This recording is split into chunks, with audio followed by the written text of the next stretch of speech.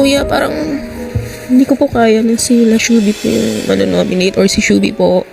Kasi I think ako po may kasalanan kung ba't po nangyari yung pinakamalaking offense niya, kuya. Meron po bang ibang way para or kahit ako na lang, kuya, ma-nominate, kuya, or maalis, kuya?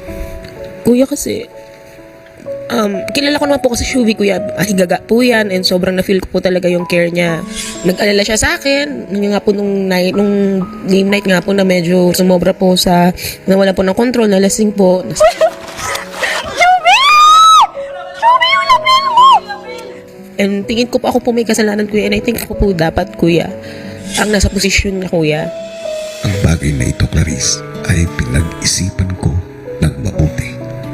Bagamat ina-acknowledge ko na maganda ang intensyon ni Shuvi, accountable pa rin siya sa actions niya. Naiintindihan kong nararamdaman mo, lalo pa ikaw ang tumatayong ate diyan. Alam ko, nararamdaman mo ang responsibilidad. Yes, kuya. Yes. Kung ganun, bilang ate, alam mo rin ang halaga ng leksyon na dapat matutunan at bagay na dapat panagutan. Yes po, kuya. Sadya na po.